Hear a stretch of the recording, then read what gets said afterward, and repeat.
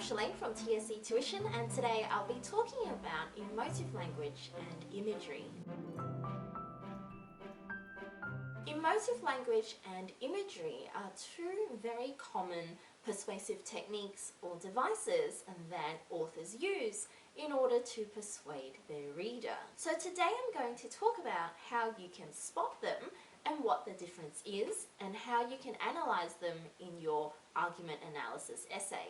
So first, let's talk about what they are. Emotive language is simply words, usually adjectives of some sort, words that are used to make the reader feel something when they see the words.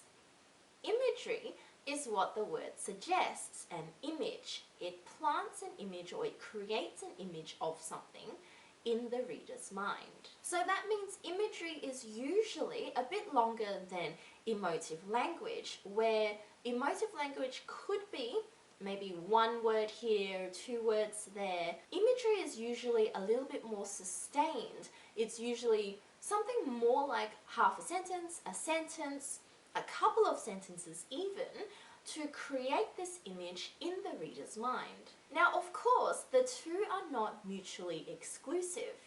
So in an issue of, say, dangerous dog breeds, for example, an author could use emotive language to describe these dog breeds as vicious dogs, dangerous dogs, attack dogs, mauling children on the streets.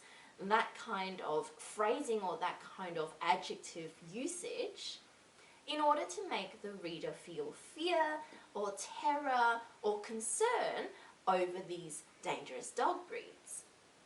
Now, the same author could use imagery as well to describe these dog breeds in an attempt to persuade the reader. So the author could write something like, in a peaceful street in the suburbs of Melbourne, a snarling dog is heard running down the street towards its prey. Where these two techniques differ is that while emotive language uses very specific words like vicious and snarling, that kind of sort of single word usage to describe something to make the reader feel, in this case, fear or terror, imagery is really the usage of whole phrases or even whole sentences to create a scenario.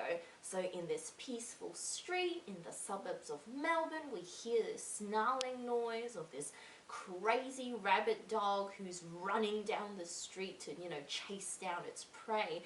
That really creates a scenario, very much like a horror scene in a movie, where, it's really quiet and then all of a sudden you see this crazy monster of a beast sort of chasing down something. And that imagery or that scenario makes the reader, again, feel fear, terror, concern over this issue of, in this case, dangerous dogs, or, in other issues about other things. So a common question is, can you ever talk about the two together?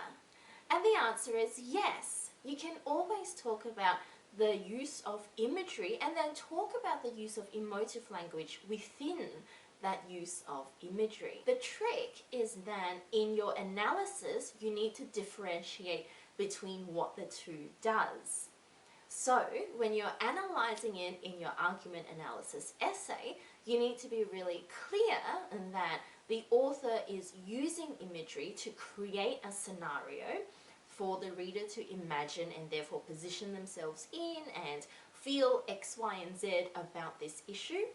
Whereas the use of emotive language is there to evoke certain emotions. And my suggestion here is that you be really specific about what emotions the reader is supposed to feel. Is it concern? Is it terror? Is it fear? Is it fear for one's life? Is it fear for the peaceful neighborhood? Is it fear for the safety of your child, etc., etc. So what we want to do in the argument analysis is to be super specific about what these two techniques do, and also why the author wants us to feel or think this particular way. Now, as I've mentioned in other videos, when we're analysing persuasive techniques or persuasive devices, we teach our students to separate them in terms of what is our gut reaction or initial thought that we're supposed to have upon seeing this quote, and then two, why would the author want us to feel or think this way? When an author uses imagery, the author is most likely, now again it depends on the piece, it depends on the issue, it depends on the arguments that are being made, but in general, authors use imagery to create a connection between the reader and the issue.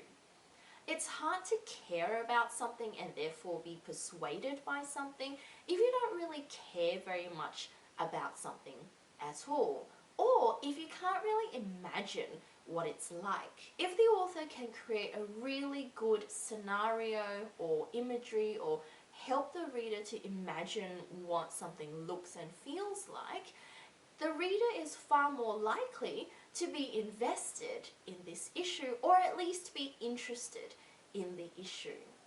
Emotive language, on the other hand, it is language designed to make you feel a particular emotion. And so you can see now that it is totally possible to analyse an imagery and emotive language within it in the same argument analysis essay, or even in the same argument analysis body paragraph. The trick is that you want to differentiate really clearly between what each of these techniques or devices do. So I hope that was helpful. As always, like and subscribe to all of our social media channels so that you can get our latest tips and tricks to achieving your best in your English subject. And if you'd like to get some one-to-one tutoring, whether online or face-to-face, please contact us and we can send someone to you. Thanks for watching.